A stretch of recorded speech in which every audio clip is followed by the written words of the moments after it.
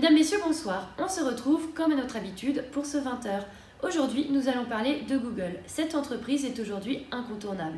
Née en 1998 dans la Silicon Valley par Larry Page et Sergey Brin, créateurs du moteur de recherche, Google s'est donné comme mission d'organiser l'information à l'échelle mondiale et de la rendre universellement accessible et utile.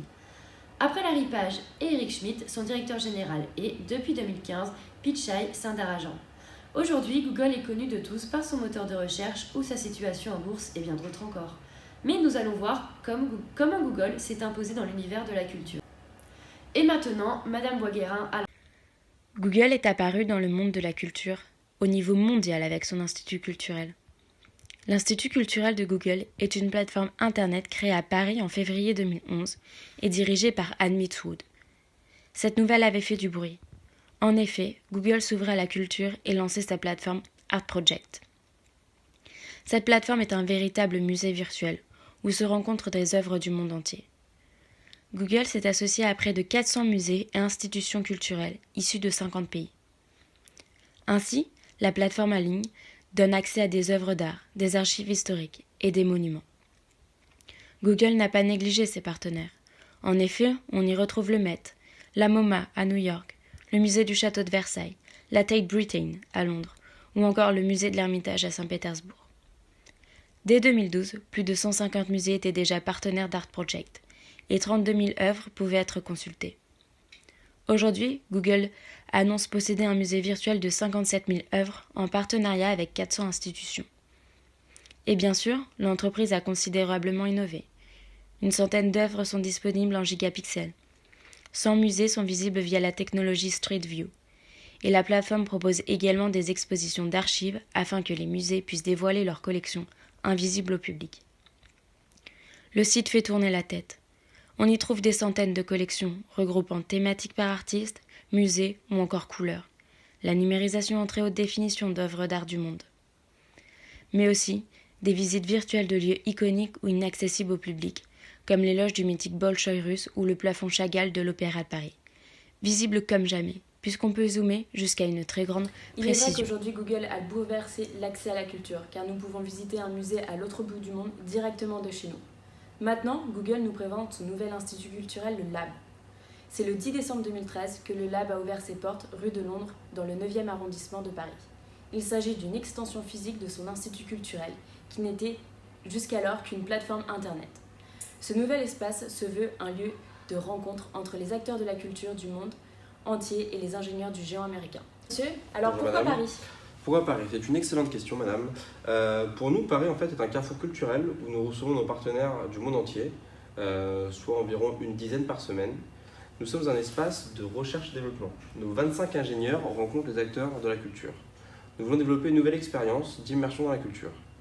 Le Lab, ce n'est ni un musée virtuel, ni une galerie, ni un lieu d'exposition.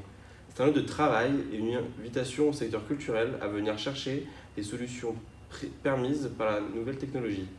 Notre espace physique à Paris, c'est un moyen de rassurer les partenaires et de s'assurer de leur fidélité en leur montrant ce qu'on fait au quotidien.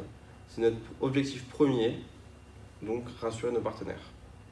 Donc si je comprends bien, Google met à disposition les nouvelles technologies comme un écran géant interactif, une station de capture et d'impression 3D ou encore l'art caméra qui permettent de réaliser des images en gigapixels. Toutes ces technologies sont là pour vos partenaires. On a aussi vu que le Lab lancerait une programmation de résidence pour des jeunes artistes contemporains du monde entier. Qu'est-ce que vous pouvez nous dire à ce sujet ? Exactement, en fait, nous offrons la possibilité à de jeunes artistes d'avoir à disposition pendant 2 ou 3 mois tous les équipements nécessaires afin qu'ils puissent créer et développer leurs idées avec l'aide de nos ingénieurs. D'accord. Merci beaucoup, monsieur Yavouf. Merci à vous de faire la promotion de la culture et de notre institut. Il n'y a pas de souci. Merci Madame Boisguérin pour cette intervention. Et maintenant, nous allons voir les premiers avis de ce nouvel institut culturel.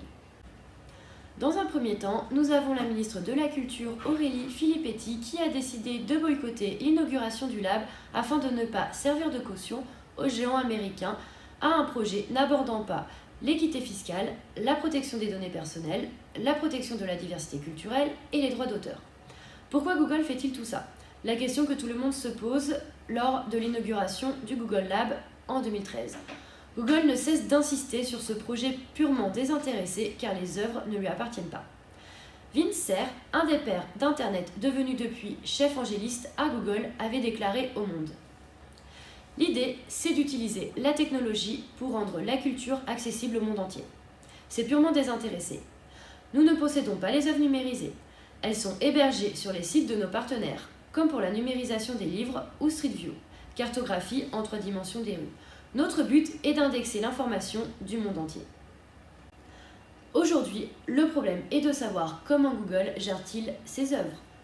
Nous avons bien compris que les œuvres ne leur appartiennent pas, mais il faut surtout des œuvres de droit public. C'est l'une des raisons pour lesquelles le Centre Pompidou n'appartient pas au projet. Ainsi, beaucoup d'interrogations sont encore dans beaucoup de têtes. Dans un premier temps, Google a réussi à retrouver une tête institutionnelle pour l'inauguration. Fleur Pellerin, la ministre déléguée à l'économie numérique. Après Google, c'est bien expliqué sur le droit d'accès aux œuvres et l'accès au lab. Ainsi, il n'y a plus de raison de douter du projet. Et pour ceux qui voudraient encore chercher la petite bête, ils pourront toujours zoomer jusqu'au plus infime détail de la vue de Venise de Canaletto.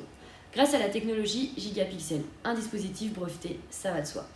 La seule chose et la seule question maintenant est de savoir pour combien de temps Google bousculera la culture. C'était Marine Belay au JT de TF1 et on se retrouve demain, même heure.